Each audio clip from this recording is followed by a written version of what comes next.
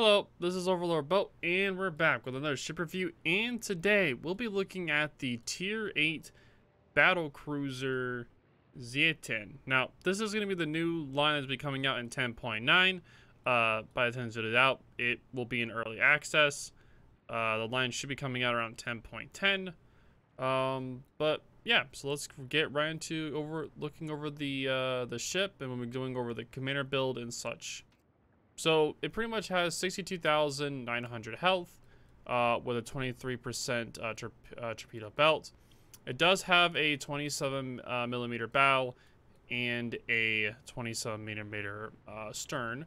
It does have a 60 millimeter icebreaker bow or an armored bow, which I prefer, with a 250 millimeter protecting the belt and the citadel right here.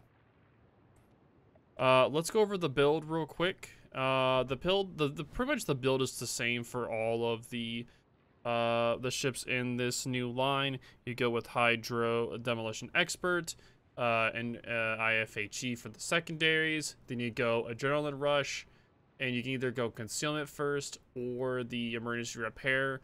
Since this ship does have the Russian DCP, so it has a limited number, so it's probably best to take the Emergency Repair first, then the Concealment.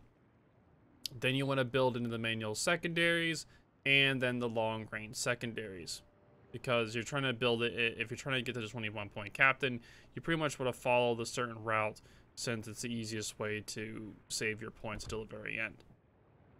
For the modules, you want to build it into main armament, sonar, the Hydrogen Surge Modification 1 for the extra sonar time, secondary battery modifications, propulsion, and then concealment systems. And now let's get into the replay that I have ready for you guys. So let me switch that over real quick. All right, so this is going to go on while I talk about the ship. So as I was saying earlier, this ship does have 62,900 HP with a 23% torpedo belt.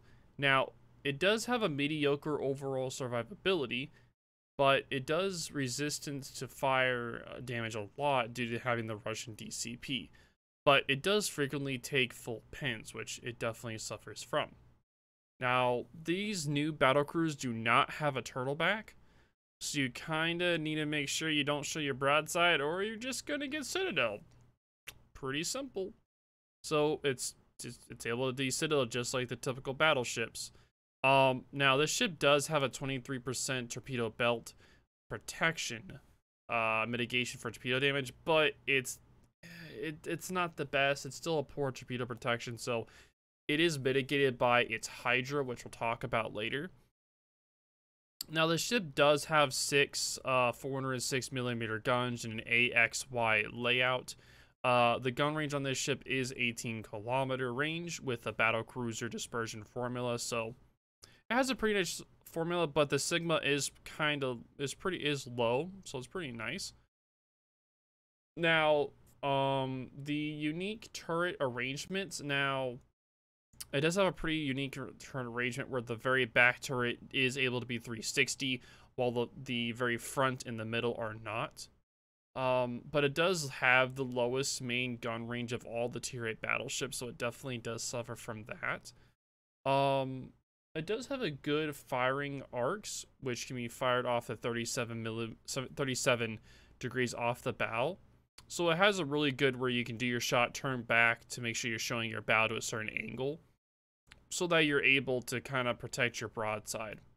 So let's talk about the secondaries. So for the secondaries, they do have improved dispersion. All of the battle cruisers in this new line do have improved dispersion, so it makes them really good at building into secondaries.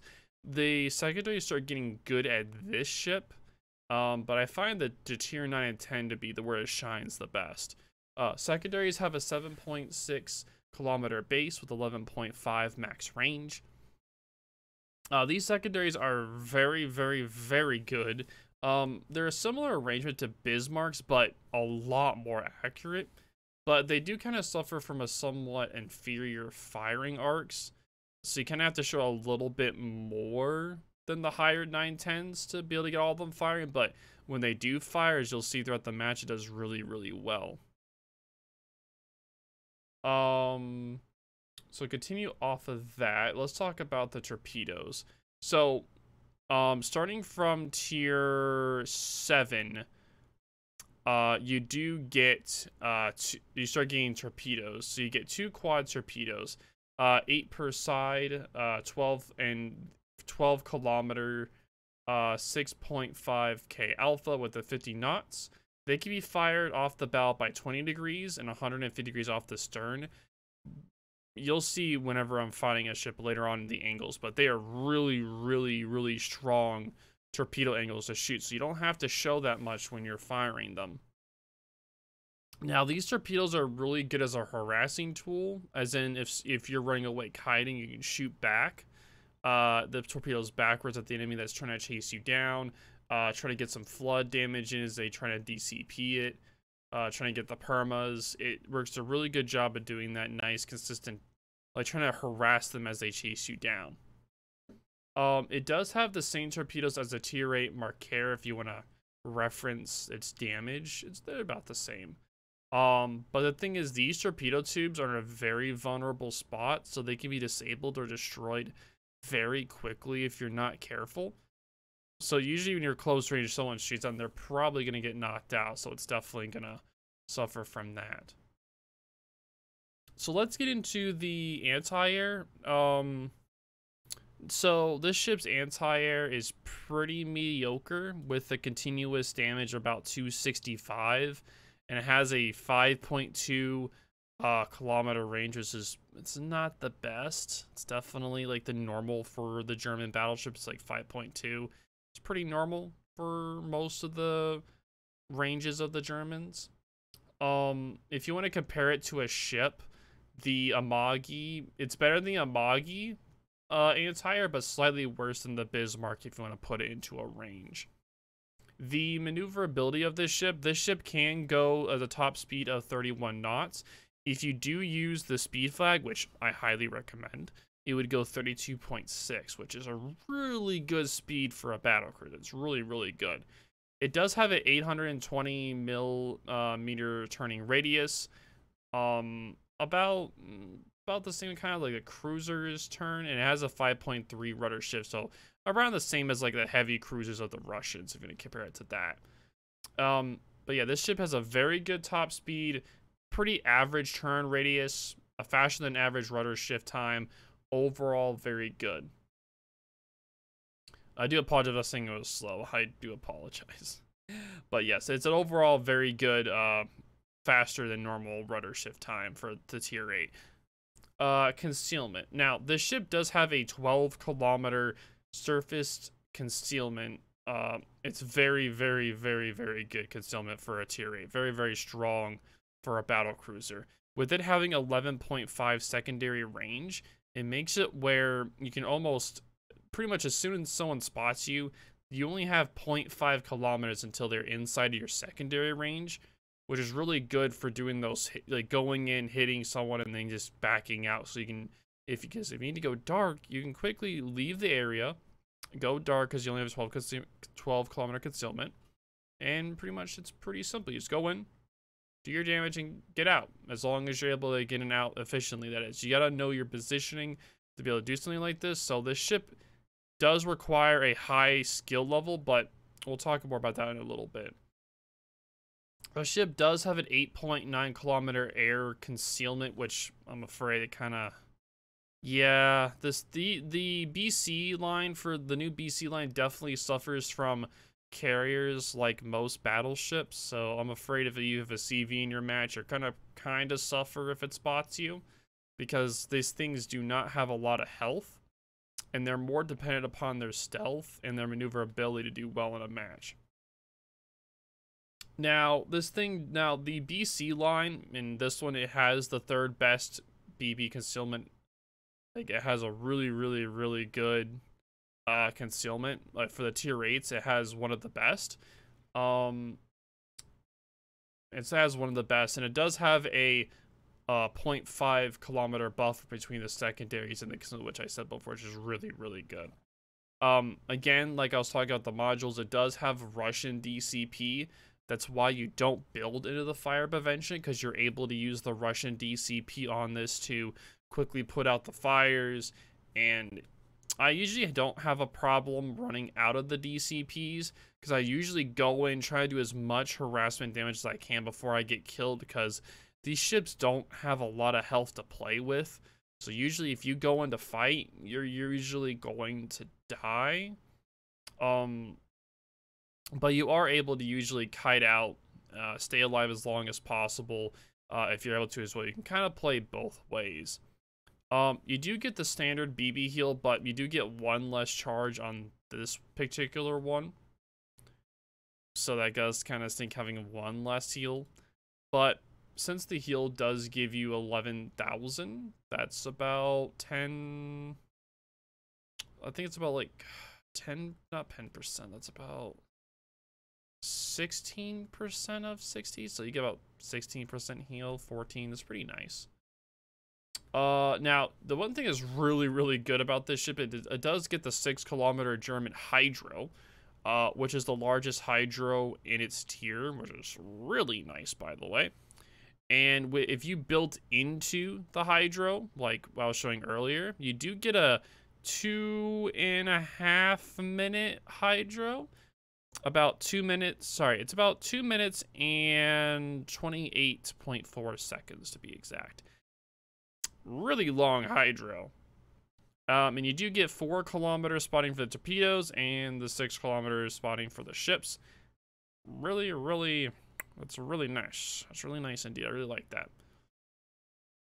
So overall, my impression with this ship is that starting with the Zhangtan, like I was saying earlier, the German BC line, it truly starts becoming the secondary monster that you've probably seen of the tier 9 and the tier 10. It has very powerful secondary battery with an excellent concealment. The Zhangtan can sneak up to unsuspecting ships. However, even though it's unable to sneak up on unsuspecting ships and rain secondaries upon them before they can really react, if you are spotted outside of your secondary range, the main guns and the poor armor at longer range is definitely going to make this ship not as good. So if you're in a CV match, you're definitely going to suffer. But if you don't have a CV and you're really smart with how you handle the concealment and your positioning, you're going to perform really, really well. This particular set, the Zhangtan excels at running down lone cruisers and BBs due to her high speed and excellent secondaries at her tier. But definitely make sure that due to her citadel not being as well protected as like the normal German BBs, you need to make sure that you do not show your broadside to any larger guns than, I believe, about like 420s, for the 27mm bow. Because if you don't, you're just gonna get clobbered by the guns. But yeah, she can definitely take punishment, but if you show her broadside, you're really, really, really, really, really, really, really going to suffer. It's definitely not the best. But yeah, sadly, I did die at this moment, so it is kind of a ripperoni, but in the end, I was able to get the kill onto him, so very well done in that regard, getting the final kill. So let's look over to the scoreboard, because the rest of the match isn't super interesting. So let's just pull up my details from the match. Now, sadly, it did kind of mess up when trying to get the details, so this is all I could show you. I did 144k damage with the 18 main shell hits, 210 secondary hits with 5 kills, and 4 torpedoes. This is a pretty good match. This was a really good match. I was really happy with it. I did have a base XP of 2k and was second on the team. So I do apologize I couldn't show more from the match. That's all I could show. But yep, that is it for the Zhangtan over review. If you guys have any questions or concerns, definitely let me know. I love this ship, like, purely for the fact that it looks like a Star Destroyer with this front. It is such a super meme. But yep, thank you all so much again for watching, and I'll talk to y'all later.